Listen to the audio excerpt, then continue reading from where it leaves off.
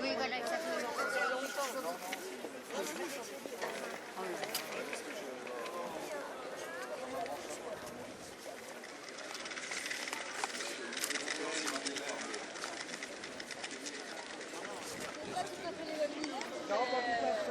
Tiens, il y a des beaux gros qui arrivent.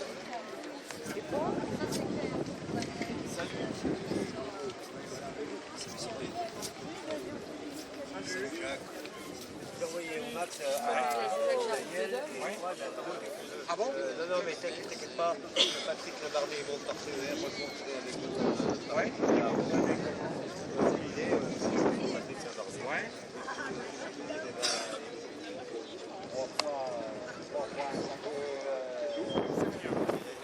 Ah bon? Le 27. Oui, c'est fait, ça va bien.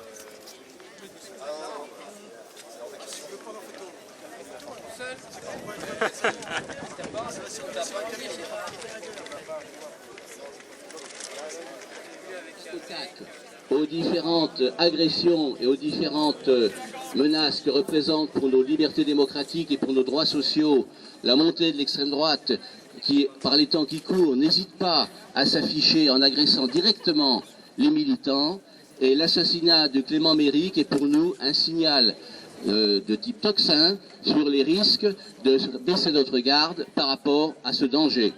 C'est pourquoi aujourd'hui, même si le nombre de participants est en deçà de nos espérances, la nécessité d'avoir un rassemblement large, le plus unitaire possible et le plus massif possible, se construira sur la durée, et c'est dans cet esprit-là que nous avons lancé ce premier rassemblement après les deux premières manifestations qui étaient la relève par un certain nombre de citoyennes et de citoyens, notamment de jeunes, de leur protestation, de leur indignation, de leur rage, y compris devant l'assassinat de Clément Méric.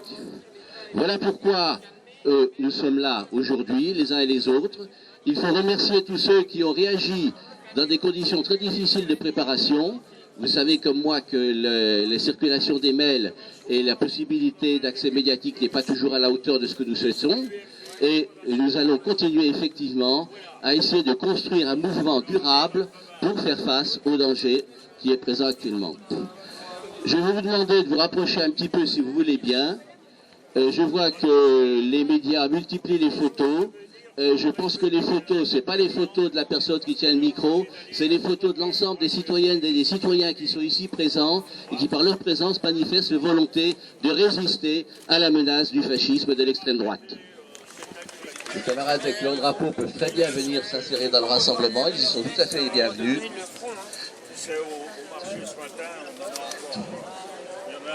Rapidement, pour continuer, le camarade de l'association Cigale pourrait venir jusqu'au micro pour expliquer rapidement ce qui s'est passé par rapport à son local et ce que ça signifie dans le climat actuel suite aux mobilisations qu'il y a pu avoir. Improvisé, mais tout est improvisé, et d'une certaine manière, une résistance improvisée parfois qualitativement meilleure qu'une résistance trop planifiée qui n'aboutit pas.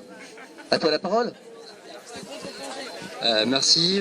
Oui, effectivement, on a eu malheureusement au niveau de l'association Cigale, donc le centre LGBT Dijon-Bourgogne, à réagir face à une agression, on peut employer ce terme, puisque nous avons eu le déplaisir de retrouver l'ensemble de notre façade associative taguée avec des pochoirs et de la peinture indélébile, avec des slogans et des logos qui sont assez équivoques et qui sont identifiables et assimilables au collectif dit de la Manif pour tous, donc nos principaux opposants politiques. Nous remarquons tout de même que leurs méthodes ne sont pas les nôtres, c'est-à-dire que alors que nous, pendant ces mois de mobilisation en faveur du projet de loi, mais aussi des différents manquements de ce projet, on avait rappelé nos idées, nos arguments, et fait preuve d'une certaine forme de courage en organisant à Dijon la première marche des fiertés. Et face à ça, on se rend compte que la faiblesse de l'argumentation étant telle qu'il ne reste plus que la lâcheté pour venir en plein milieu de la nuit s'attaquer au local associatif de Cigale qui montre bien que cette attaque était ciblée. On a été tagué pour ce que nous sommes, pour ce que nous défendons, pour les idées que nous défendons et la vision du monde qui est la nôtre et qui est, ma foi, bien différente de ce que peut en voir en face. Donc on déplore cette lâcheté et nous avons évidemment porté plainte pour dégradation.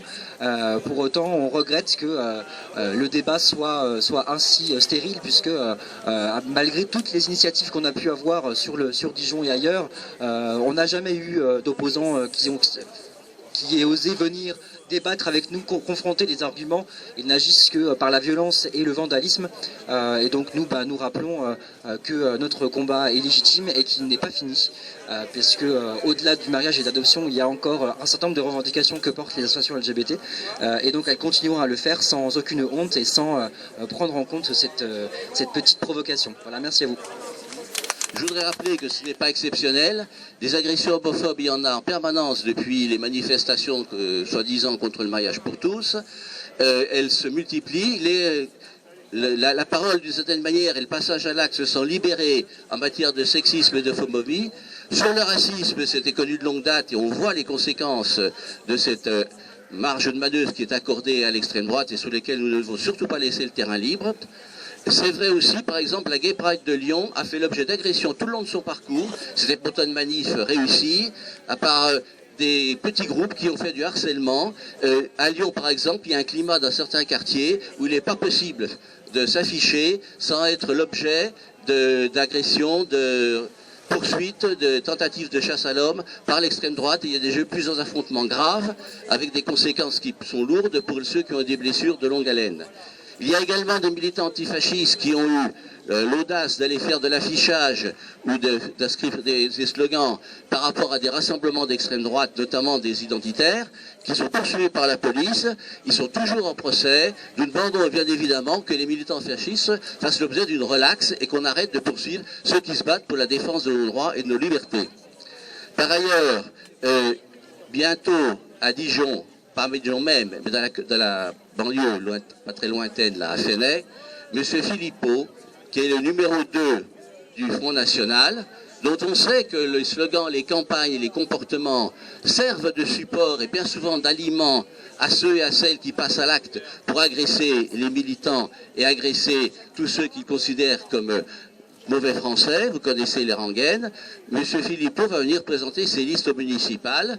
La population doit être averti du fait que là, il y a un danger pour nos libertés, pour nos droits sociaux, et c'est pourquoi nous proposons à toutes celles et à ceux qui sont venus aujourd'hui de s'associer, de prendre contact, pour qu'on puisse organiser une information, une action auprès de la population à Fenay. Le jour, c'est le 30 juin, c'est un dimanche malheureusement, c'est pas simple, mais il vient présenter ses listes en fin de matinée et nous envisageons, pour tous ceux et celles qui le peuvent, de se rassembler pour marquer notre protestation à partir de 11h à la mairie de Fenay. C'est un hameau de Chevigny en arrivant sur la route de Sœur. Et on essaiera d'expliquer à la population quels sont les dangers qu'ils courent en laissant monter ce genre de mouvement et en acceptant la banalisation de l'extrême droite avec tous ces risques pour la population au point de vue de ses libertés, de ses droits sociaux et pour la démocratie dans l'ensemble.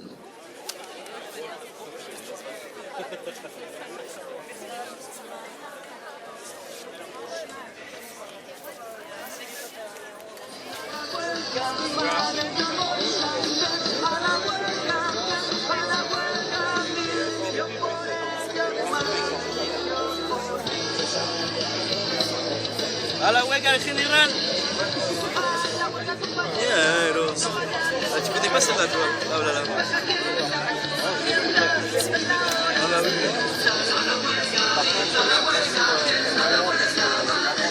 Ah oui, les voyages de lycée